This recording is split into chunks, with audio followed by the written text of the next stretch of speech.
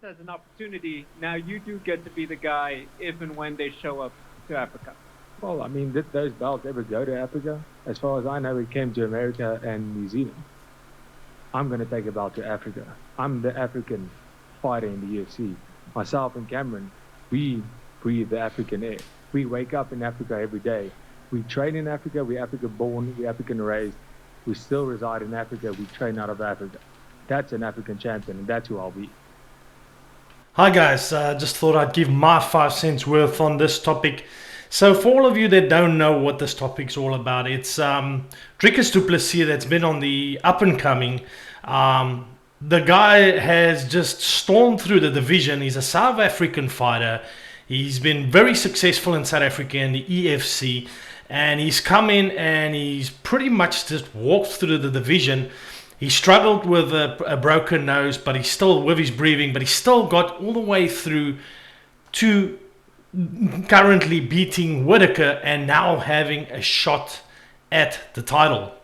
Now, we have to go back and realize that Dricus du Plessis was looking for a fight, obviously a title fight. At that stage when he mentioned what he just mentioned, he was, I think, ranked 6 or something on the rankings. He had already walked through a lot of guys, but he was trying to get that title shot.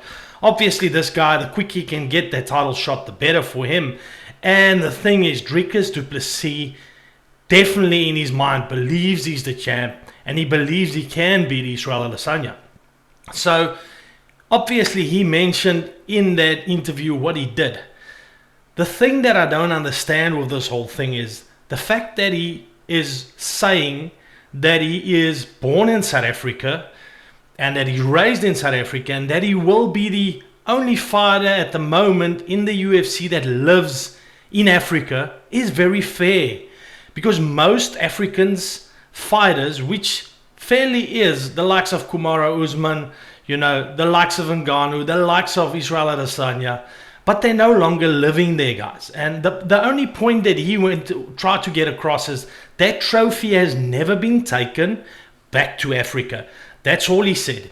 He never mentioned anything about skin color. So that's the point that I just want to make. And one of the biggest things, I am, just a little bit about me, I am a South African that's moved to New Zealand. So a very similar kind of scenario to Israel Adesanya. Okay, I'm no champ fighter or whatever. I'm just giving my commentary. But the fact is, what am I right now? Well, to me, it's not really that complicated, because you get African Americans, you know, Africans that moved to America. So it's called African Americans. To me, I call myself a Safa Kiwi. So just to break that down, Safa means South African, Kiwi means New Zealand. So South African Kiwi. That's what I am. In my opinion, someone like Israel Adesanya is actually a Nigerian Kiwi, a Nigerian New Zealander. Yes, there's this confusion to me between, just to make a point before I move on, when we look at Dricus du Plessis, he's a South African. And that's why he's not called just African, he's South African. The South means he grew up in the south of Africa. You know, he's not just from Africa, he's South African, but he's not lived anywhere else. So that's why he's saying he's the guy still living in Africa, breathing the air and all of that. Just the only problem for me is when we start making it racial. A few things that worry me is the definition of, let's just look at the definition of African. So African is relating, you know, the adjective of that is relating to Africa or its people, customs or languages. And the noun is a person from Africa, right?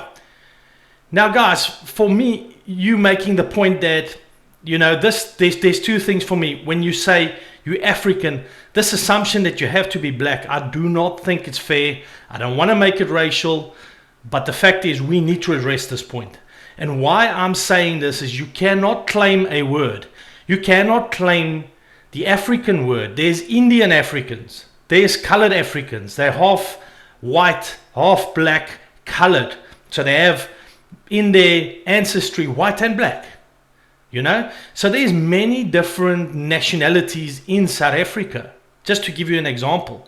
So to claim Africa is only for black people, and to the word African you can only claim as a black person, is absolutely incorrect.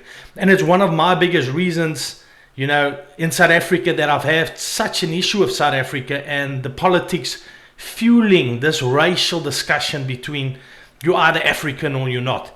Saying that South Africans, because the Dutch came into Africa and South Africans used to speak Dutch and then it turned into the language Afrikaans, don't make them South Africans, to me is very, very false. Because you cannot say that, because then you have to start looking at the rest of the world. Then you have to look at where I live in New Zealand. So New Zealand's got no New Zealanders. They're all English, because the English, Captain Cook discovered New Zealand, which was just an island already like far away, deserted. They found this island, which was pretty much from a volcanic eruption. The point is that it was found by English. So they're not allowed to say that they're New Zealanders. They have to say that they're English. It's the same for the Maori in New Zealand. Pretty much what happened there, it was Polynesians that came down you know, from America's side and discovered this island, and they were the first to go onto this island, and you know, they became the Maoris. The Maoris didn't at the start call themselves Polynesians, they became the Maoris, and today they're called the Maoris. But why do people respect the Maoris? Why do they respect New Zealanders? When they say they're New Zealanders, they don't say, oh, you're English or you're Polynesian, you're actually Hawaiian. No, you don't do that. So why do that with white South Africans and make it about color? Because this is where skin color gets brought into it. And this is what Adesanya is trying to do. We look at Dricus du Plessis, all he's trying to say is that title has never gone back to Africa. What Adesanya is trying to do is make it about color, to make it personal, because that gives him the fuel to be able to win the fight.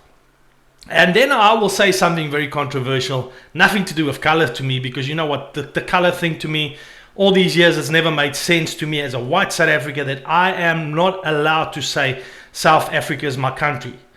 But you know, it is so frustrating sometimes living there as a white person to be able to say you're South African, because there's many people in government and all over on the news saying that you're not African, this is not your country, which is absolutely ridiculous. When you were born there, yes, your ancestry found the place, but that doesn't mean you're not African. So did so many other countries. Then almost the whole country should be called English, because how many countries did the English discover? You know, and the point that I'll make about Adesanya, which might also be pretty controversial, is that Adesanya, to me, I think he's had a close call against Pereira. He lost the first one. He came back. I mean, he clipped Pereira, but he's scared. Let's be honest. He said it himself when he lost that fight, that, you know what, you could see he's happy that Pereira's moving to another weight class, because he would have had trouble with Pereira. So he knew it was kind of risky with someone like, you know, Whittaker, to have to fight Whittaker again, because Whittaker is always a risk to him. Whittaker could, on the wrong day for him, I think Whittaker could get Adesanya. You know, there's a possibility, but one thing's for sure. He was trying to pick someone lower down in the rankings, thinking, oh, you know, easy money. He was trying to look for someone lower down in the division, and I think he might have picked the wrong guy. The thing is, I'm not saying Dricus du Plessis will beat Adesanya. The probability that Adesanya will play a tactical game, keep him at distance, beat him with the kicking and his precision striking, yes, we know he's probably going to come with that game plan.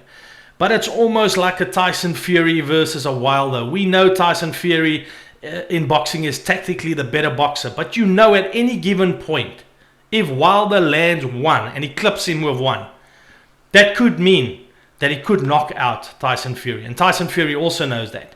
So it's very similar here. Dricus has got some heavy hands, man. He's always got a possibility of taking the title and just shocking the world for one more time. For Adesanya, it's, you know, I've picked a lower guy. If this guy beats me, this will be the worst for him, you know, in many ways.